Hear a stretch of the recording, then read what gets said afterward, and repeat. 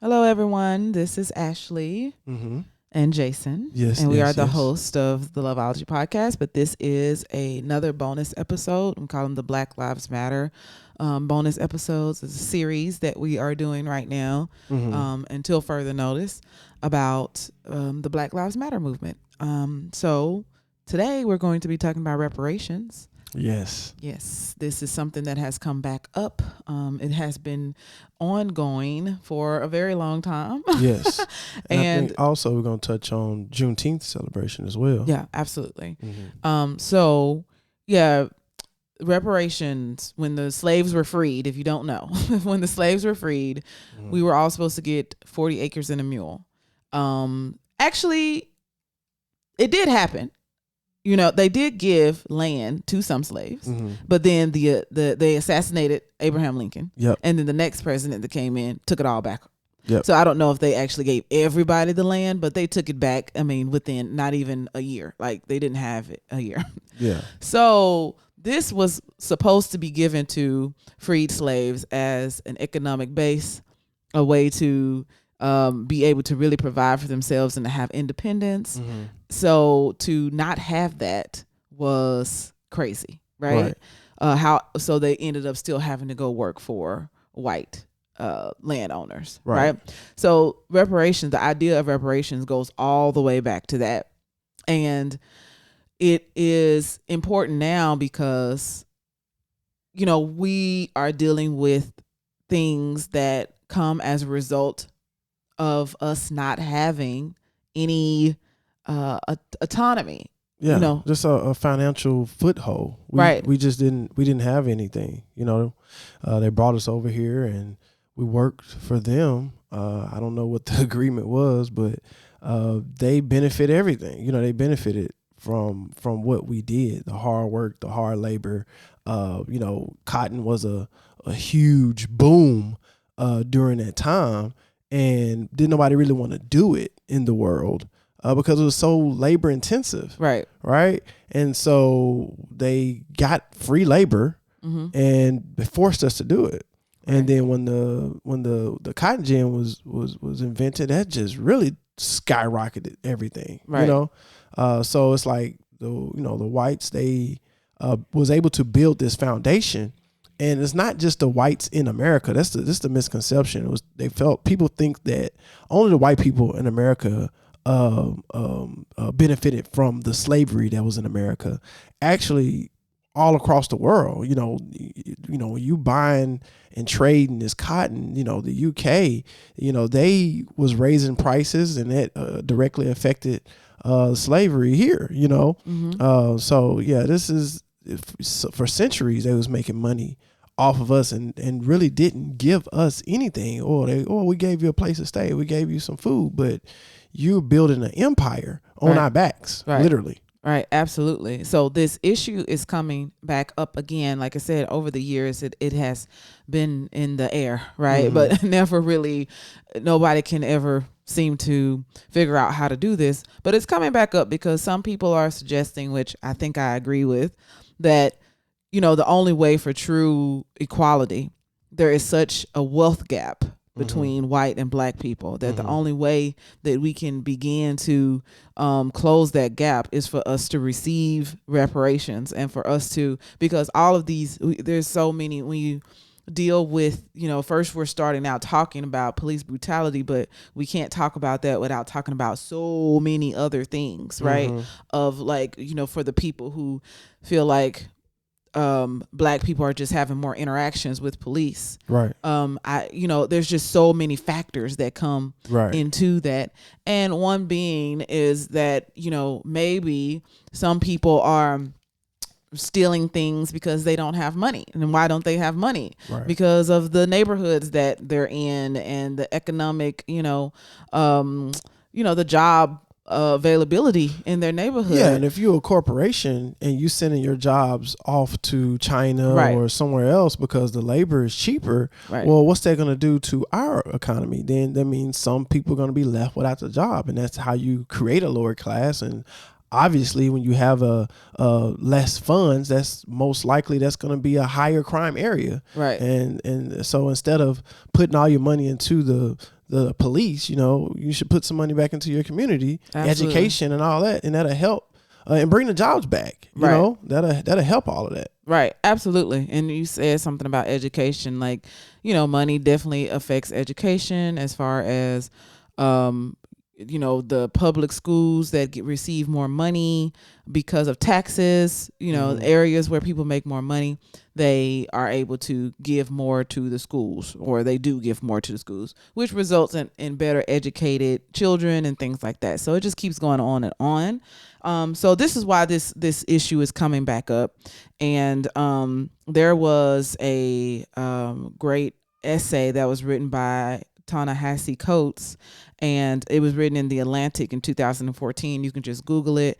And he is really it's called The Case for Reparations. Mm-hmm. And he's really making this case for it, not just based on slavery, but all of the things that have happened after slavery. So segregation, Jim Crow, we talked about housing, mm-hmm. the redlining, right. and keeping black people out of certain neighborhoods. And he compared it to a credit card, right? Like, mm-hmm. so you're just running up debt. You're just doing all these things. Now, one day you say, oh, I shouldn't have done that, right? Because this is what is kind of happening right now, with white people who know that was wrong, right? But it's like, well, hey, you still got a debt, right? Like, with interest. Right. So I really like that analogy that he made. And I'm like, yeah, that's pretty, pretty much it. Right. You all were able to get wealthy and we were not. Right. And you also, created this large debt. So, you have to do something to rectify this, right? Or else we're just still going to stay in debt. Like we're just, stuck in the same place. Exactly. And, and people talk about, well, you should be able to what you say, bring yourself up by your own bootstrap and all this and that. Mm-hmm. Which the African Americans did do that. And they did that in several locations. And the most famous one is in Tulsa, Oklahoma. They call it Black Wall Street. But it was several other communities that they did the same thing. Literally, it was in Durham, North Carolina. It was one in Florida. It was even one in Little Rock. And they systematically do things to take us apart. Now in Tulsa, Oklahoma, and these other places, they literally burnt the place down. They just burnt it down. Because it was very wealthy. But the one in Little Rock, they literally built a interstate through that area where black wealthy people were. In New York, they built what's the name of that park? Central Park. Mm-hmm. They built Central Park over that black community. You see what I'm saying? Yeah. So systematically, they was doing it over and over again. It's like we can build on our own. We can do this, but we got to get your foot off our necks. Right. You see what I'm saying? Yeah. And I was just going to say the Tulsa is just a prime example of what would have happened if we would have gotten the land, because, they was very wealthy. Yeah. They had one man started this, or two men started it, mm-hmm. with some land. The guy was from Arkansas, by the way. Yeah. Hey, Arkansas.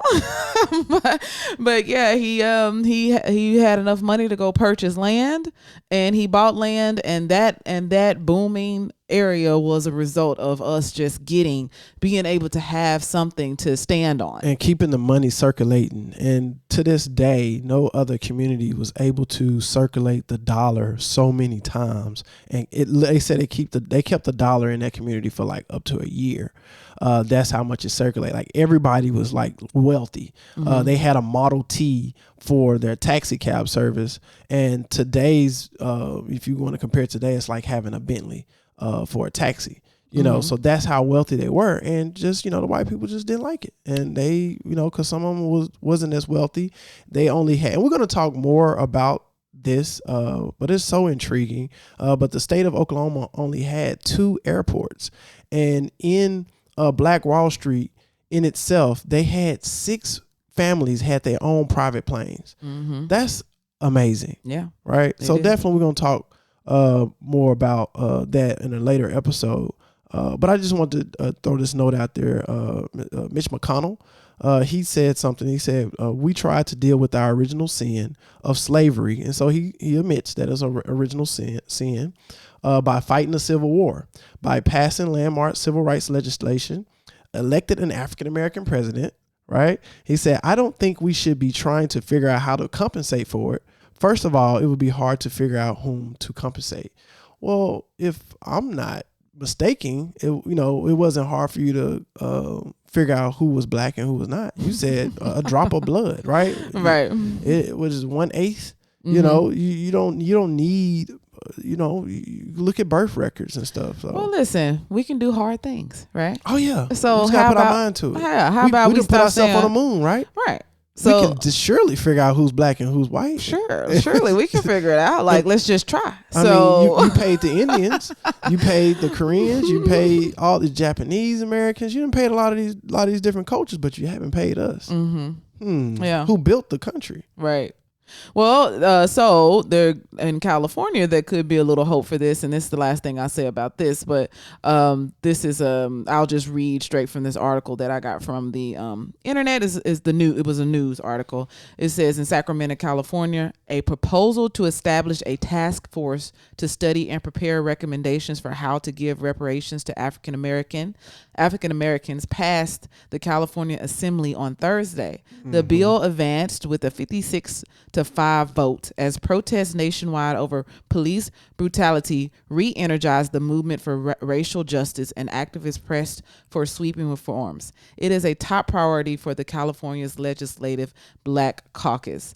If the bill passes the Senate and is signed into law by Governor Gavin Newsom, 8 people with backgrounds in racial justice reforms would lead a study into who would be eligible for compensation due to slavery and how it should be awarded. The panel would start meeting no later than 2021. So it still needs to pass the Senate, but this was a great step, toward this. Basically, this is just a bill for them to study how are we going to do this. Right. So let's figure it out. Do you remember that documentary we watched on, was it Amazon? Uncomfortable Truth. Check that out if you get a chance. What that revealed, and a lot of people knew this, especially in the South, a lot of white families still have their slave records of, people who they enslaved. So a lot of this stuff is easily traceable. We just don't have, you can get access to it, but you just got to look for it. Yeah. So it's out there. We can figure it out. You can easily figure it out. It doesn't take that long. Yeah. Right. Another thing, I want to stay in California because California seems kind of progressive, right? That's a progressive state. It's known for being progressive. This is what happened in San Francisco. We talked about police brutality and all that good stuff. People talk about defunding the police. Don't be confused with that. Doesn't mean they're talking about abolishing the police, right? They're just talking about when they talk about defunding, they're not talking about getting rid of it. Here's the deal: they've been defunding education for years, so we're getting stuff mixed up here. We need to be funding education and defunding the police, but here's the deal: here's a way to do it. San Francisco police officers will be replaced with trained, unarmed professionals to respond to calls for help on non-criminal matters involving mental health, the homeless, school discipline, and neighbor disputes as part of a new wave of police reforms. That's a way of defunding the police because now you don't have to pay a police to do those things like trail a ambulance or, like you said, go out to deal with the homeless or deal with school matters, unless it's a school shooting, obviously. But if it's nonviolent, then why do we have a person that has access to a deadly weapon? Why? Yeah. So I thought that was pretty cool. Okay. Anything else, love, for this? That's it. What did you want to mention about Juneteenth? Oh, yeah. Obviously, Juneteenth is coming up. June 19th is approaching for those that don't know anything about June 19th. I think, look at it. Google it. Look it up. It's basically a celebration. It's really you can say it's the African American Declaration of Independence. But a lot of African Americans didn't know they was freed. They didn't know. And so when people came around to these plantations, they told them like, dude, what are y'all doing? You know, y'all free. And so So once they got that information, they started celebrating, but they didn't know how to pronounce June 19th. So they said Juneteenth. Mm-hmm. And I remember that vividly growing up because my birthday is June 18th. Oh. And I was born and raised for the most part in Texas, Dallas, Texas, and they celebrated Juneteenth. It's a big celebration in Texas. Yeah, they celebrated it. And when I moved to Arkansas, they didn't celebrate it. It was more like well, Riverfest, you know. They started. Yeah, it started and then it kind of went away. Mm-hmm. So now it's coming back. So yeah, definitely going to be celebrating Juneteenth. It's going to be an awesome celebration. So definitely do your research. Check out some podcasts. 1619 is a great podcast to listen to. Do your research. A lot of people learning about what's going on. Don't be left out of the conversation because this is a conversation that everybody needs to have. Mm-hmm. If you're a citizen in the United States, you need to be able to have this conversation, and you have to really understand what's going on. Right. Right. Absolutely. All right. Well, we'll catch y'all next time. If you want to listen to some love advice and different things about that, you can check out our original podcast. It's Loveology Podcast. Just look on up and click on one of the episodes. All right. Catch y'all next time. Stay safe, y'all. All right.